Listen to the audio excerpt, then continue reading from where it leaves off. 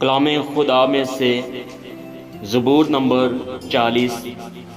میں نے صبر سے خداوند پر آس رکھی، اس نے میری طرف مائل ہو کر میری فریاد سنی۔ اس نے مجھے ہولناک گڑھے اور دلدل کی کیچڑ میں سے نکالا، اور اس نے میرے پاؤں چٹان پر رکھے اور میری روش قائم کی۔ اس نے ہمارے خدا کی ستائش کا نیا گیت میرے منہ میں ڈالا۔ بتھیرے دیکھیں گے اور ڈریں گے اور خداوند پر توکل کریں گے۔ مبارک ہے وہ آدمی جو خداوند پر توکل کرتا ہے اور مغروروں اور درگو دوستوں کی طرف مائل نہیں ہوتا۔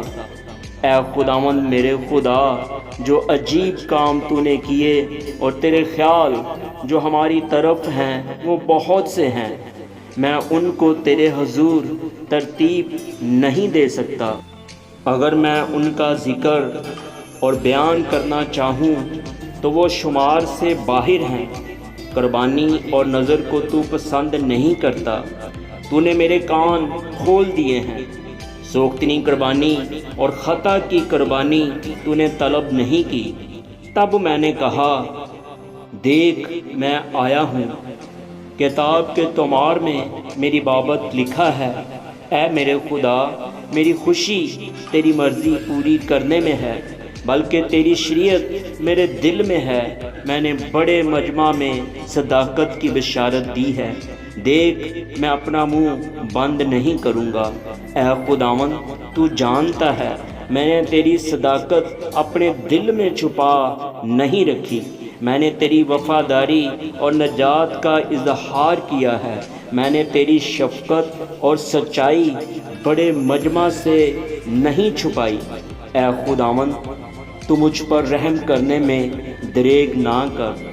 تیری شفقت اور سچائی برابر میری حفاظت کریں، کیونکہ بے شمار برائیوں نے مجھے گھیر لیا ہے، میری بدی نے مجھے آ پکڑا ہے، ایسا کہ میں آنکھ نہیں اٹھا سکتا۔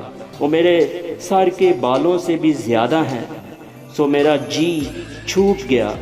اے خداوند، مہربانی کر کے مجھے چھڑا۔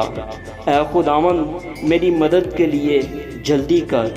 جو میری جان کو ہلاک کرنے کے در پہ ہیں وہ سب شرمندہ اور کھجل ہوں۔ جو میرے نقصان سے خوش ہیں وہ پسپا اور رسوا ہوں۔ جو مجھ پر ہا ہا ہا کرتے ہیں وہ اپنی رسوائی کے سبب سے تباہ ہو جائیں۔ تیرے سب طالب تجھ میں خوش و خرم ہوں۔ تیری نجات کے عاشق ہمیشہ کہا کریں، خداوند کی تمجید ہو۔ پر میں مسکین اور محتاج ہوں، خداوند میری فکر کرتا ہے۔ میرا مددگار اور چھڑانے والا تو ہی ہے۔